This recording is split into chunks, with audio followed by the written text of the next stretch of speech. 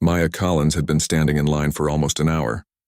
The security scanner always took forever during the annual clearance check, but nobody complained.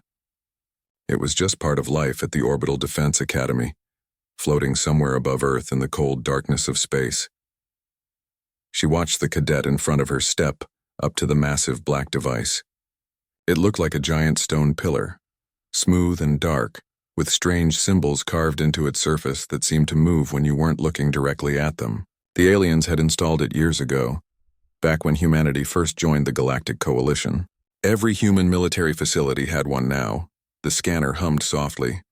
A beam of blue light washed over the cadet from head to toe. After a few seconds, a calm voice announced, "Access level, cadet." The light turned green, and the cadet walked through to the other side. Simple, easy, routine. Maya shifted her weight from one foot to the other. Her boots were starting to hurt. She'd been up since 5 in the morning for combat drills, and her muscles were sore. All she wanted was to get through this scan, grab some food, and maybe call her mom back on Earth. "Next," called Commander Jack Morrison from his position beside the scanner. He was a tall man with gray hair and a permanent frown. Maya had never seen him smile, not once in the 8 months she'd been at the academy. Maya stepped forward. She'd done this scan twice before, once when she first arrived and once last year. It never took more than 10 seconds. She stood in the designated spot and waited for the blue light. The scanner hummed, but this time the sound was different, deeper. It made Maya's teeth vibrate in her jaw. She glanced at Commander Morrison, but he was staring at the scanner with a confused expression. The blue light appeared, but then it changed. It shifted to gold, then to pure white, so bright that Maya had to squint. The symbols on the scanner's surface began moving faster, spinning and rearranging themselves. Text appeared, words in languages Maya had never seen before, scrolling rapidly across the black stone. "What's happening?" someone whispered behind her. The humming grew louder. Maya felt it in her bones now, vibrating through her entire body. It wasn't painful, but it wasn't comfortable either. She wanted to step back, but her feet wouldn't move. It was like the scanner was holding her in place. Then the symbols stopped moving. The light dimmed slightly, and a voice spoke, clear and precise in perfect English. "Access granted, Creator." The room went completely silent. Maya stood frozen, not understanding what she'd just heard. Creator? That didn't make any sense. She hadn't created anything. She was just a cadet from Denver who'd barely passed her engineering exams. Commander Morrison moved closer to the scanner, his face pale. "Run it again," he said to the technician operating the controls. "Sir, the scan is complete. The system has already—" "I said run it again." Maya stepped back and the white light faded. Her body stopped vibrating. She looked at her hands, half expecting them to look different somehow. But they were just her regular hands. Same short nails she always chewed when she was nervous. Same small scar on her left thumb from when she'd cut herself fixing her bike as a kid. A door at the far end of the room burst open. An alien walked in, moving fast despite his odd multi-jointed legs. Maya recognized him immediately. Ambassador Theknor, the Keltar representative assigned to the academy. He was tall and thin, with gray skin and 6 eyes arranged in 2 rows across his face. His translator device hung around his neck, turning his clicking speech into English. "What is the meaning of this disturbance?" Theknor demanded. Then he saw the scanner, saw the symbols still glowing faintly on its surface, and he stopped walking. All 6 of his eyes went wide. "Impossible," he whispered. "Ambassador, perhaps there's a malfunction," Commander Morrison began, but Theknor wasn't listening. He was staring at Maya now, and the expression on his alien face was one she'd never expected to see. Fear. "Everyone out," Theknor said quietly. "Everyone except the girl. Out. Now." The other cadets didn't need to be told twice. They filed out quickly, whispering to each other. Maya caught fragments of conversation. "Did you hear what it said? Creator? What does that mean? Maybe it's broken." Commander Morrison didn't move. "Ambassador, Cadet Collins is under my authority. I'm not leaving her alone."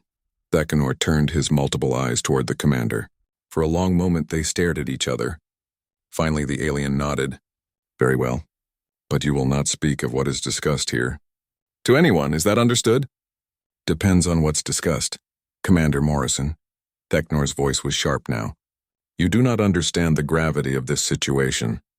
That scanner is architect technology. It is over 3 million years old. And it has never, Not once in recorded history across thousands of worlds identified anyone as creator. Maya found her voice. I don't know what's going on. I'm not a creator of anything. There must be a mistake. The scanners do not make mistakes, Theknor said. He moved closer to her, studying her face. Tell me, Cadet Collins, where were you 3 months ago? What were you doing? Maya thought back. I was on a training mission. Basic navigation exercise near Jupiter. Did anything unusual happen during this mission? She almost said no. It had been a boring trip, actually. Just flying in formation with other training ships, practicing approach vectors to one of Jupiter's moons. But then she remembered something small, something she'd put in her report but nobody had seemed to care about. There were lights, she said slowly, on one of the smaller moons. My instruments picked up some strange readings, and I thought I saw lights moving under the surface. But when I reported it, they said it was probably just equipment interference. Theknor and Commander Morrison exchanged a look. Which moon? The ambassador asked urgently. I don't remember the designation. It was small, unmarked on most charts. We weren't supposed to go near it, but I drifted a bit off course. Maya felt embarrassed admitting that. I corrected my position right away. How close did you get? Maybe a few thousand kilometers? Theknor made a sound that his translator didn't bother converting. He turned away from Maya and paced across the room, all 6 eyes blinking rapidly. He seemed to be thinking hard about something. Ambassador, Commander Morrison said, his voice steady but firm. You need to explain what's happening. Right now. The alien stopped pacing. He looked at Maya again, and this time there was something else in his expression besides fear. Something that looked almost like sadness. Commander, I need to make some calls. Urgent calls. The Coalition Council must be informed immediately. He moved toward the door, then paused. Guard her.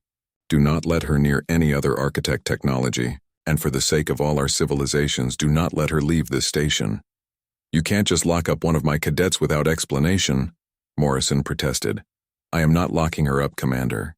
I am protecting her, and possibly protecting the entire galaxy from what she might become. Theknor opened the door.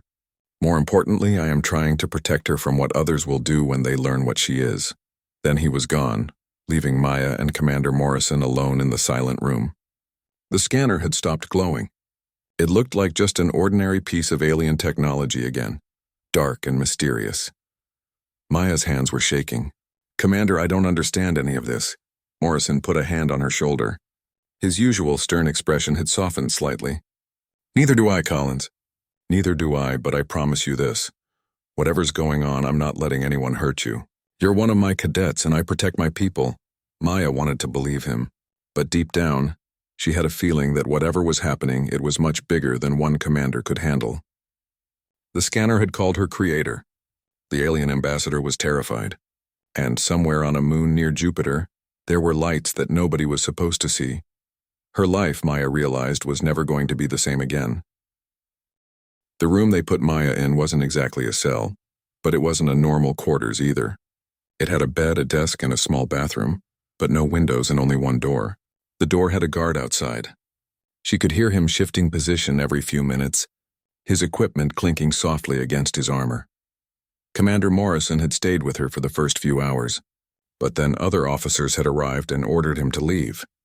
He'd argued, of course, but eventually he had no choice. Before he left, he'd squeezed her shoulder and said, "Stay strong, Collins." That had been 12 hours ago. Maya sat on the bed, her mind racing. She'd tried to sleep but couldn't. Every time she closed her eyes, she saw that white light from the scanner, felt that strange vibration in her bones. She kept hearing the word over and over in her head. Creator. What did it mean? The door opened suddenly. Maya jumped to her feet. Ambassador Theknor entered, followed by 3 other aliens she'd never seen before. One was another Keltar like Theknor. The second was something insectoid, with a chitinous body and too many legs. The third looked almost plant-like, with green skin and tendrils instead of hair. Cadet Collins, Theknor said. His translator made his voice sound hollow and distant. Please sit down. We need to talk, Maya sat, not because she wanted to obey, but because her legs felt weak. 4 alien ambassadors in her room couldn't mean anything good. The insectoid alien clicked forward. When it spoke, its translator gave it a buzzing quality. I am Representative Kivnall of the Vril Collective. This is Ambassador Soranim of the plant-based Korath. The plant alien nodded its tendril-covered head. We have come from the Coalition Central Station. We need to ask you questions. I already told Ambassador Theknor everything I know, Maya said. Which isn't much. Perhaps, Kivnal said. But first we must know what you know. Tell me, Cadet Collins, have you heard the term architects before? Maya shook her head. No, never.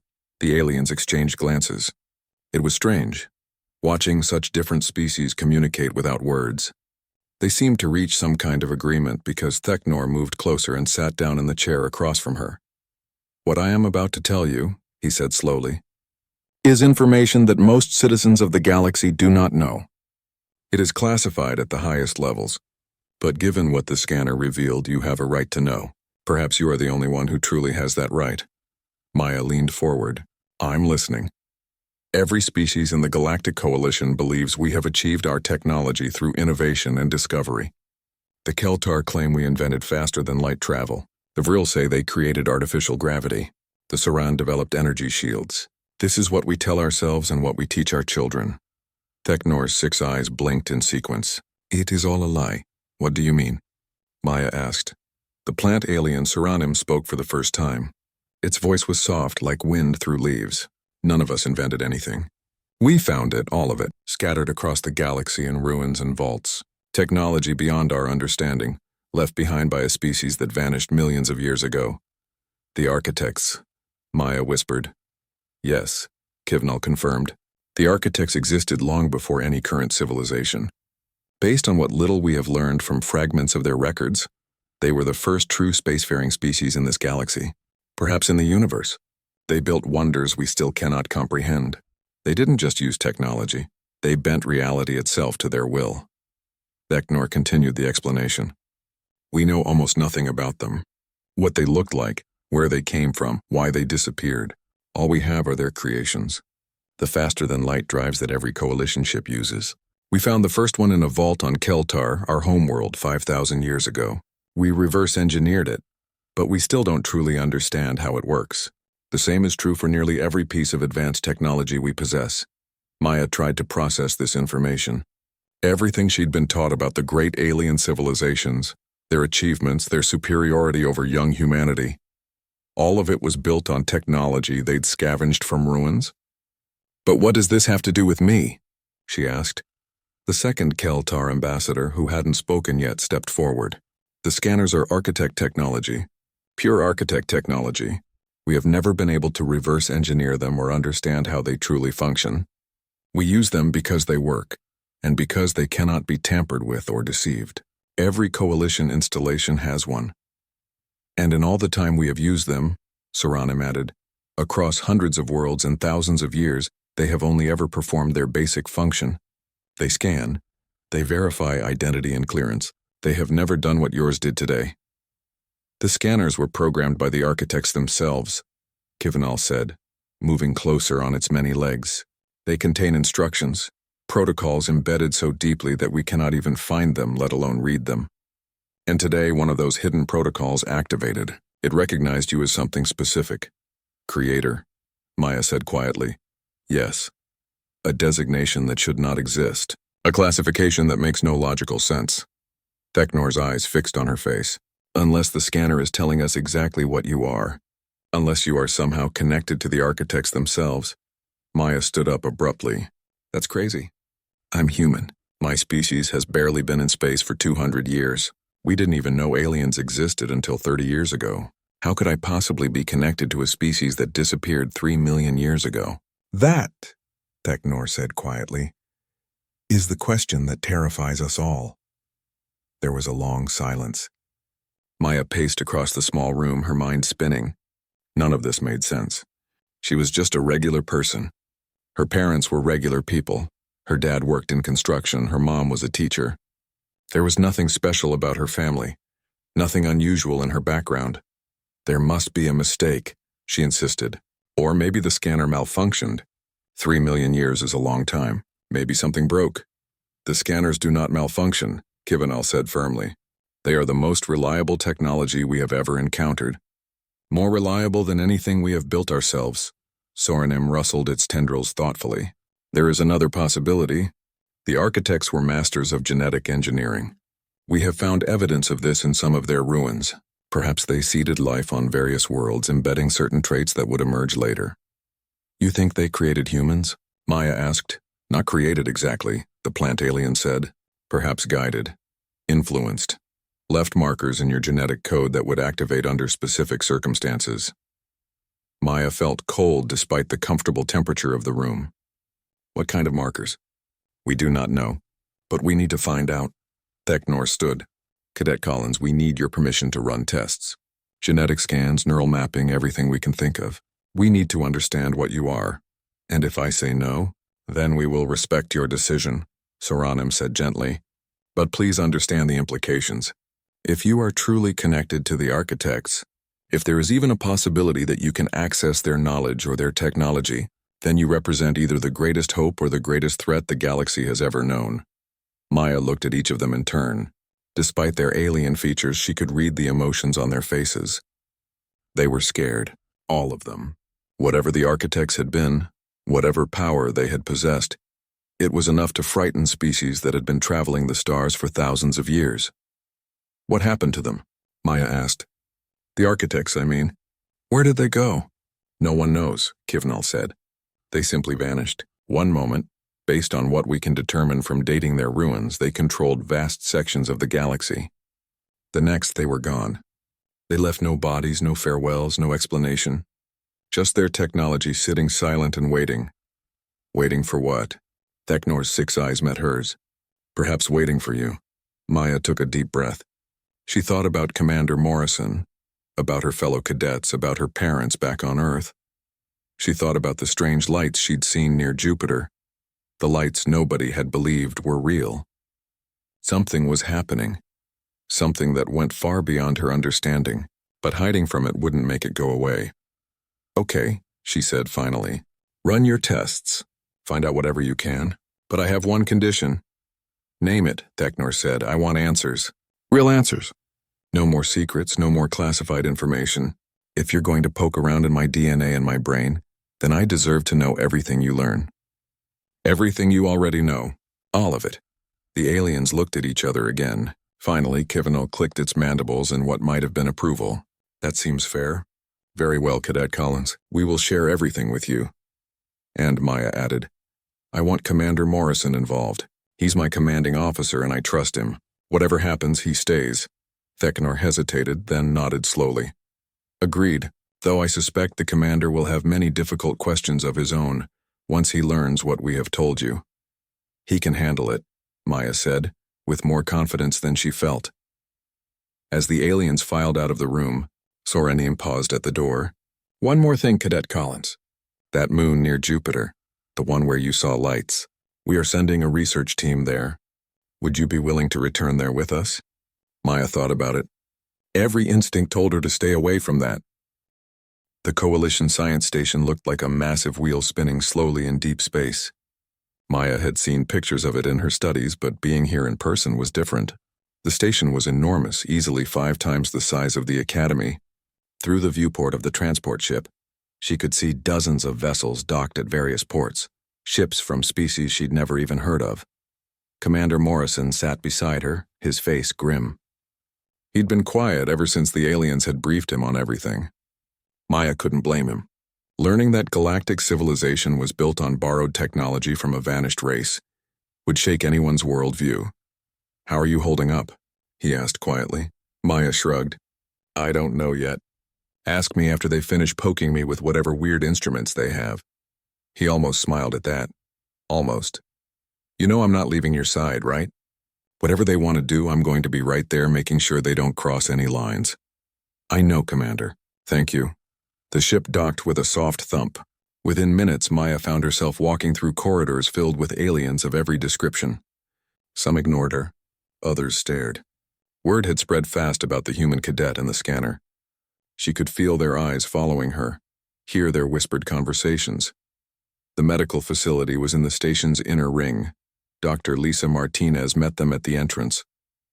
She was one of only 3 human scientists assigned to the station, and the relief on her face when she saw Maya was obvious. Thank God it's you doing the intake, Commander Morrison said, shaking her hand. I was worried it would be all aliens. Oh, there will be plenty of alien scientists involved, Dr. Martinez said. But I insisted on being primary. If we're going to be examining a human, we need human medical oversight. She turned to Maya. I've read the initial reports. This is unprecedented. How are you feeling? Confused, scared.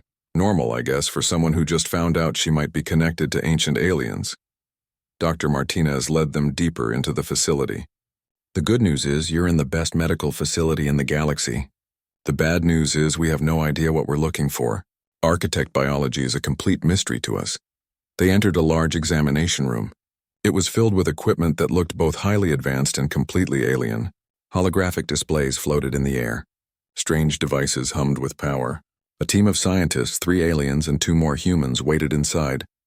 The next 6 hours were exhausting. They scanned Maya with every instrument they had. They took blood samples, tissue samples, even hair samples. They mapped her brain activity while she performed various tasks. They analyzed her genetic code down to the smallest detail. Maya lay on the examination table staring at the ceiling, while machines buzzed and whirred around her. Commander Morrison stood nearby, watching everything carefully. Occasionally, one of the scientists would make an excited sound, and everyone would crowd around a display to look at something. Finally, Dr. Martinez called for a break. Maya sat up gratefully, rubbing her arms where they'd attached monitoring devices.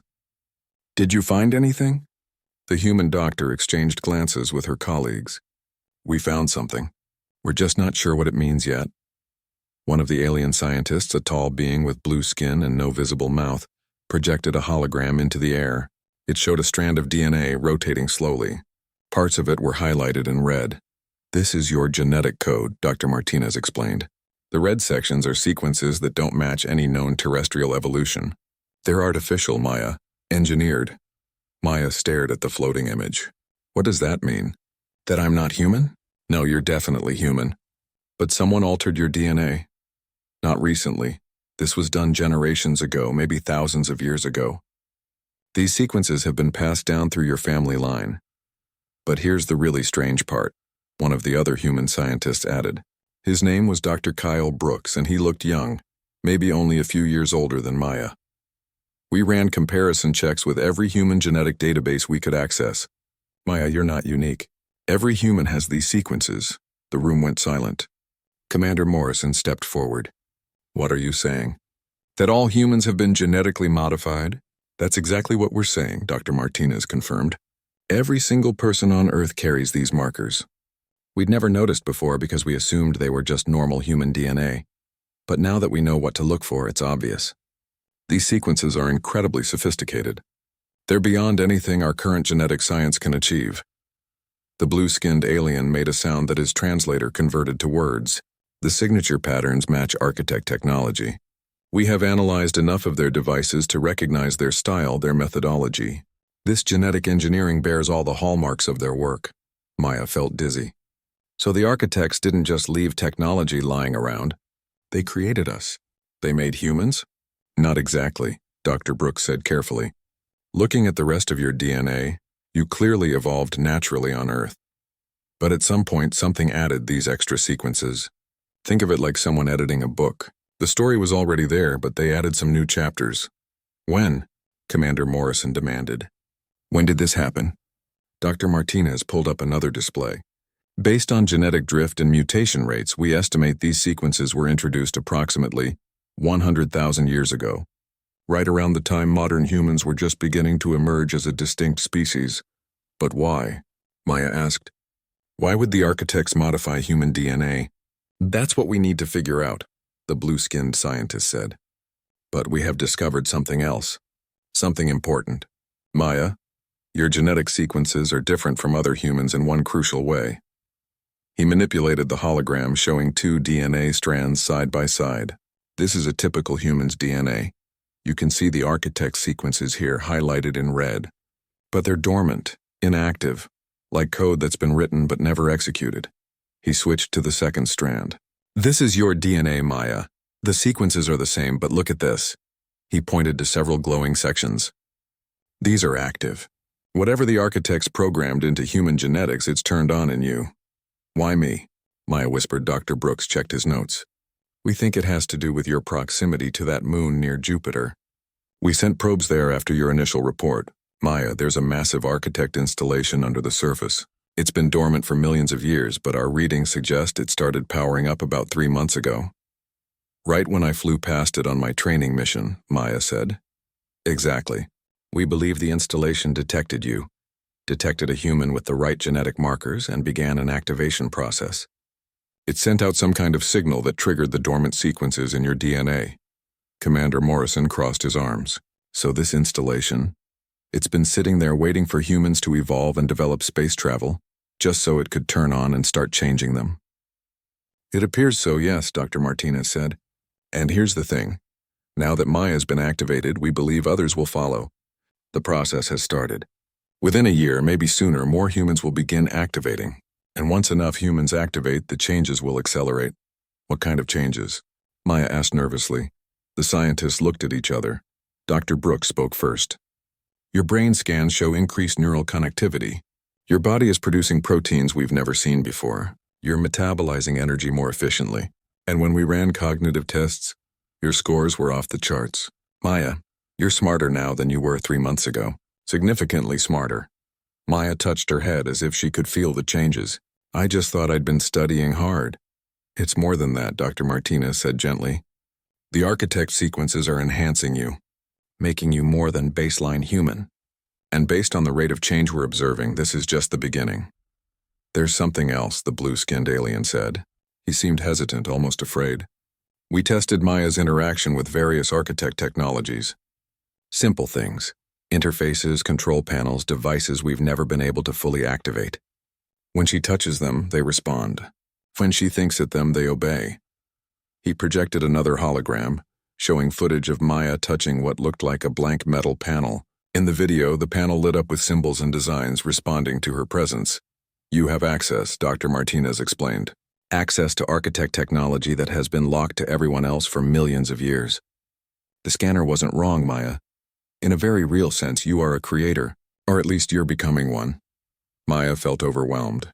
Too much information, too many implications. She was changing into something else, something she didn't understand. And apparently the rest of humanity would follow. We need to go to that installation, Commander Morrison said firmly. We need to understand what it wants, what it's trying to do. Ambassador Theknor has already arranged it, Dr. Brooks said. A full research team is being assembled. We leave for Jupiter in 2 days. I want to come, Maya said immediately. Whatever's happening to me started there. Maybe I can find answers, Dr. Martinez nodded. I was hoping you'd say that. Because honestly, I think you're the only one who can find those answers. The architects left this for humans, for you, and I don't think we'll truly understand any of this until you connect with that installation directly. The research vessel approached the small moon carefully.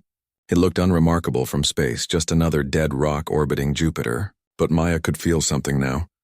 A faint pulling sensation in her chest, like the moon was calling to her. She pressed her hand against the viewport, watching the gray surface grow larger as they descended. Are you all right? Dr. Martinez asked from beside her. I feel it, Maya said quietly. Down there. Something's awake.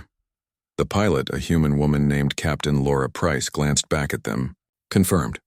We're picking up massive energy readings from beneath the surface. Whatever's down there, it's definitely active now. The research team consisted of 12 people, 6 humans, including Maya and Commander Morrison, and 6 aliens representing different coalition species. Ambassador Theknor had come personally, along with Dr. Brooks and several other scientists. Everyone looked nervous. They landed in a crater near where Maya's instruments had first detected the strange lights. The moon had barely any gravity and no atmosphere. Everyone suited up carefully, checking their seals twice. Maya's hands shook as she fastened her helmet. Stay close to me, Commander Morrison said over the comm. We don't know what we're walking into. They made their way across the rocky surface. The crater was deeper than it looked from above, and at its center was something that definitely wasn't natural. A smooth black opening, perfectly circular, led down into darkness. That wasn't here 3 months ago, Captain Price reported. Our previous scans showed solid rock. This tunnel is brand new. Ambassador Theknor moved closer to the edge, his suit lights illuminating the shaft. It opened for you, Maya. It knew you were coming. Maya approached the opening. The pulling sensation was stronger now, almost painful. Something down there wanted her to enter. Needed her to enter. She stepped to the edge and looked down. The tunnel descended far beyond what her lights could reach. "Well," she said, trying to sound braver than she felt, "I guess we're going in." The tunnel had steps carved into its sides, perfectly spaced for human legs. That detail sent chills down Maya's spine.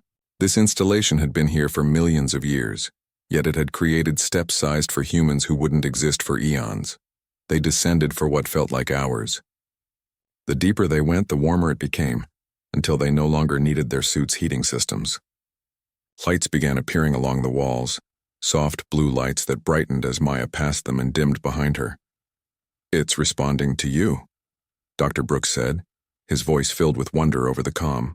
"The whole installation is waking up because you're here." Finally, the tunnel opened into a vast chamber. Maya stopped at the entrance, stunned. The space was enormous, easily the size of several football fields. And it was full of technology. Massive pillars of the same black material as the scanner rose from floor to ceiling. Holographic displays flickered to life across every surface. Screens showed star charts, data streams, images of galaxies and worlds Maya had never seen. In the center of it all stood a platform with a chair. No, not a chair. A throne, and it was sized for a human. "This is impossible," Thecnor whispered. "This installation is millions of years old. Humans didn't exist. How could it have a chair made for them?" Maya walked forward, drawn to the platform. The pulling sensation was overwhelming now. She climbed the steps and stood before the throne, her heart pounding. "Maya, wait," Commander Morrison called. "We should scan it first, make sure it's safe." But Maya wasn't listening. She couldn't listen. Something inside her knew what to do, knew what this place was for. She sat down in the throne. Instantly, everything changed. Light exploded around her, not painful but bright enough to make everyone shield their eyes. The throne's armrests liquefied and flowed over Maya's hands, connecting with her skin. She gasped as information flooded into her mind. Images, memories, knowledge, all of it pouring into her consciousness at impossible speeds. She saw the architects as they had been. Not so different from humans, actually. Bipedal, 2 arms, 2 eyes. But their technology was beyond comprehension. They had built worlds, moved stars, created life where none had existed before. She saw them make a decision. They were evolving, transcending physical form entirely. But they didn't want to simply disappear. They wanted to leave something behind, something that could carry on their work. So they found a planet, a small blue world with primitive life circling a young star. They studied it carefully, analyzed its evolutionary paths, calculated its potential, and then they made their choice. They would create a successor species, not build one from scratch, but guide one that already existed. They found early humans just beginning to understand tools and fire, and they planted seeds in their DNA. Instructions, blueprints, a legacy waiting to unfold. But they were careful. The humans would have to earn this gift.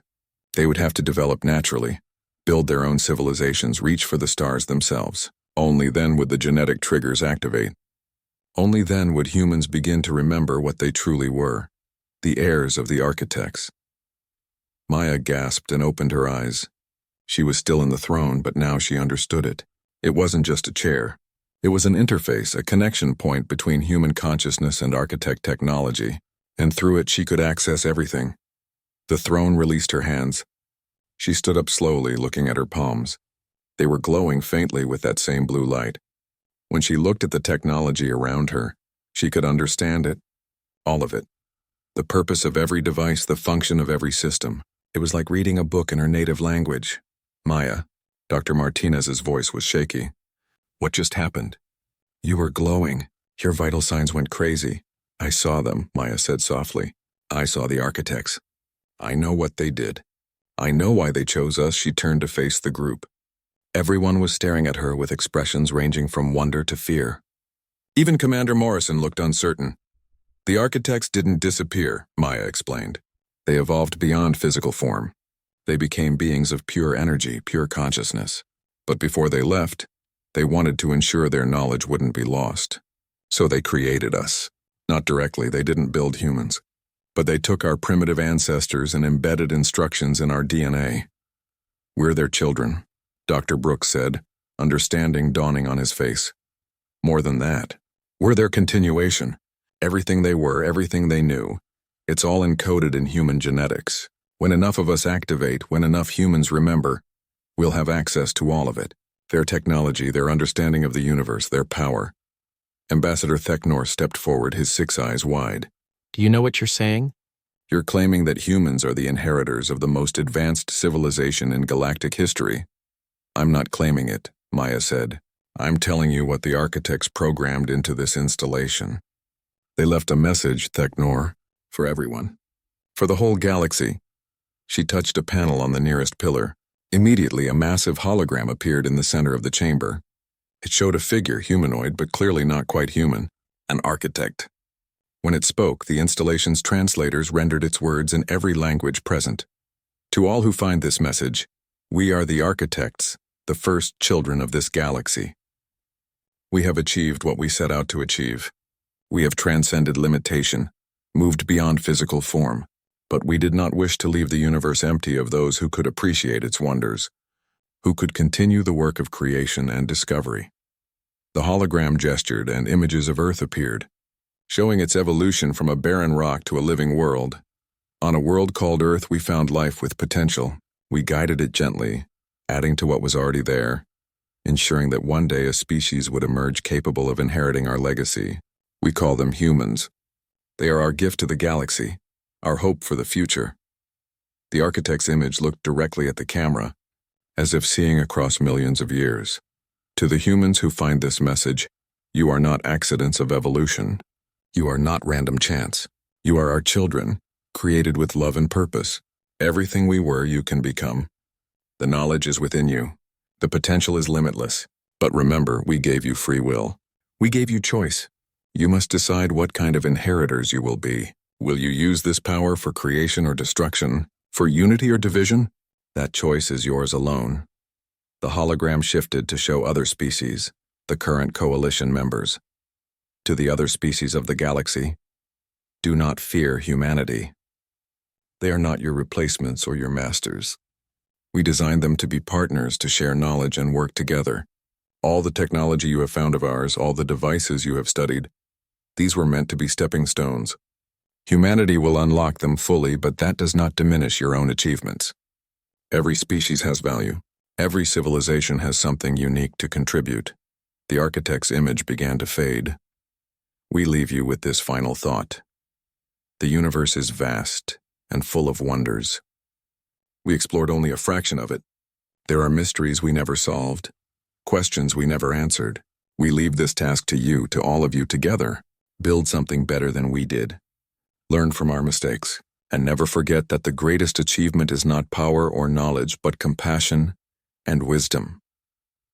The hologram vanished, leaving them all in silence. The news spread across the galaxy faster than anyone expected. Within days, every human in Coalition space had heard about Maya Collins and the Jupiter installation. Within weeks, the story had reached Earth, transmitted through every communication channel available. The reaction was mixed. Some humans celebrated, proud to learn they were the inheritors of the galaxy's greatest civilization. Others felt scared, worried about what this responsibility meant, and many simply didn't believe it, thinking it was some kind of elaborate hoax. But the Coalition's reaction was even more complicated. Maya stood in the observation deck of the Coalition Central Station, watching ships arrive and depart. Behind her, Commander Morrison reviewed reports on a datapad. His expression grew darker with each page. 3 more incidents today, he said grimly. Human freighters being stopped and searched without cause. A human colony requesting supplies that were denied. And the Keltar Empire has officially closed its borders to human vessels. They're scared, Maya said softly, not turning from the window. The Coalition built everything on architect technology. Now they've learned that humans can access it fully, that we'll eventually understand it better than they do. They think we're going to take over. Are we? Morrison asked bluntly. Maya finally turned to face him. That depends on humans, doesn't it? On what we choose to do with this knowledge. Before Morrison could respond, Dr. Martinez rushed into the observation deck, her face flushed with excitement. Maya, you need to see this, now! They followed her to the medical facility. Inside, a young man sat on an examination table looking confused and scared. His hands were glowing with faint blue light exactly like Maya's had. This is Ben Foster, Dr. Martinez explained. He's a freighter pilot. 3 days ago, he transported cargo past an abandoned station in the Outer Rim. When he docked, the station's systems activated. He's the second confirmed activation, Maya. Second? Maya moved closer to the young man. There are others. 5 more that we know of, Dr. Brooks said, entering from a side room. A mining engineer near an asteroid base, a scientist examining artifacts on a dig site, a military officer passing through an old nebula. Every one of them came into proximity with dormant architect installations, and every one of them activated. Ben Foster looked up at Maya with wide eyes. They told me you'd understand what's happening to me. My head feels like it's going to explode. There's so much information, so many things I suddenly know that I didn't know yesterday. Maya sat down beside him. I know exactly how you feel. Take deep breaths. It gets easier to manage after a few days. Why is this happening? Ben asked desperately. I'm just a cargo pilot. I'm nobody special. That's where you're wrong, Maya said gently. We're all special, Ben. Every human carries the potential the architects gave us. You just got activated first, but eventually it's going to happen to more and more of us. Over the next month, the activations accelerated. 12 humans, then 50, then hundreds. Each one came into contact with architect technology that had been dormant for millions of years.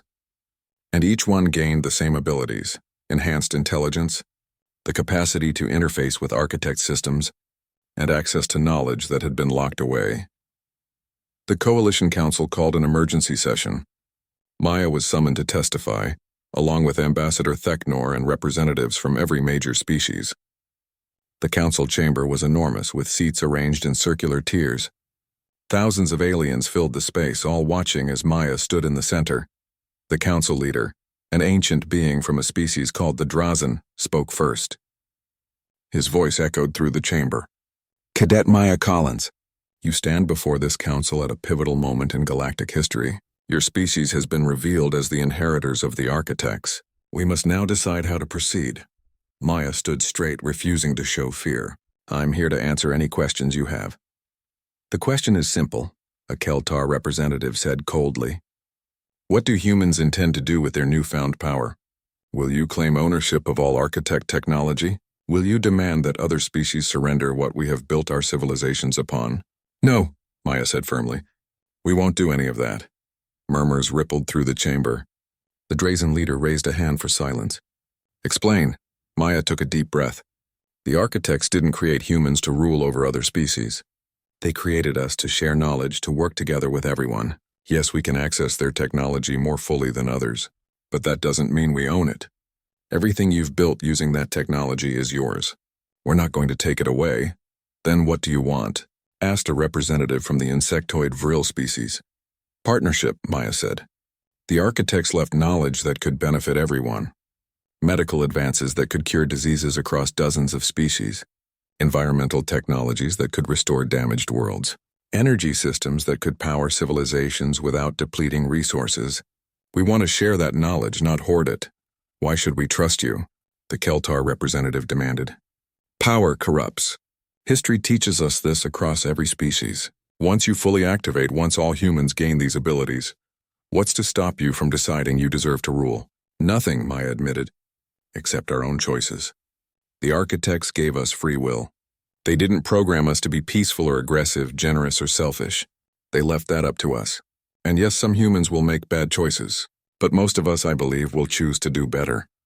Ambassador Theknor rose from his seat. I wish to speak. The Drazen leader nodded permission. Theknor moved to stand beside Maya, his 6 eyes sweeping across the assembled council. I was among the first to fear what Maya Collins represented, he said. I believed her activation meant the end of our civilizations as we knew them. But I have spent these past months observing humans closely, and I have learned something important. He turned to look at Maya. Humans are not perfect. They are young, sometimes reckless, often emotional, but they are also compassionate. They form bonds across species barriers. They sacrifice for those weaker than themselves. And most importantly, they question their own power. Maya could have demanded much from this council. Instead, she offers partnership. That tells me everything I need to know about humanity's character. Fine words, the Keltar representative said, but words are easy. We need guarantees, protections. Before anyone could respond, alarms blared throughout the station. Emergency lights flashed. A military officer rushed into the chamber and whispered urgently to the Drazen leader. The ancient being's face grew grave. A Keltar war fleet has entered Coalition space. They are heading toward Earth. They say they are acting to neutralize the human threat before it grows beyond control. The chamber erupted in chaos. Representatives shouted at each other, arguing about legality and jurisdiction. Maya felt ice in her veins. A war fleet heading to Earth meant her home, her family, everyone she knew was in danger. Commander Morrison grabbed her arm. We need to get to Earth now. But Maya's mind was already racing. She closed her eyes and reached out with her newfound abilities, connecting with architect systems throughout the station. She could feel them, could sense the network of ancient technology that spanned the entire galaxy. And she realized something crucial. The architects hadn't just left knowledge. They'd left defenses. Wait, she said, her voice cutting through the chaos. Everyone wait. The chamber gradually quieted. Maya opened her eyes and they were glowing now, bright with power. The architects anticipated this. They knew some species might react with fear and violence. So they built safeguards. She raised her hands and holographic displays appeared throughout the chamber. They showed Earth, surrounded by what looked like debris and defunct satellites. But as Maya's connection activated them, they came to life. Thousands of defensive platforms, dormant for millions of years, suddenly powering up. These satellites have been in orbit around Earth since before humans existed, Maya explained. The architects put them there to protect their genetic seed. They're not weapons designed to destroy. They're designed to disable, to defend without killing. The display shifted to show the approaching Keltar fleet. As they neared Earth's orbit, the satellites activated. Beams of light shot out, not destructive but precise. Within seconds, every ship in the fleet was dead in space. Engines offline, weapons neutralized, life support still functioning. The Keltar representative in the chamber stared in horror at the displays. Impossible. Our ships have the best shields in the galaxy. Based on architect technology, Maya reminded him gently. Technology they designed with backdoors and overrides. The architects made sure no one could use their creations to harm their children. The Drazen leader leaned forward. What will you do with the fleet? Maya thought carefully. This was a test, she realized. Everyone was watching to see how humans would use power. Would she destroy the ships? Hold them hostage? Demand concessions? Nothing, she said finally. We'll disable them long enough to bring them back safely. Let their crews transfer to rescue vessels and then release the ships. No punishment, no demands. They were scared and they acted out of fear. But that doesn't mean we have to respond with anger. She looked directly at the Keltar representative. We're not your enemies.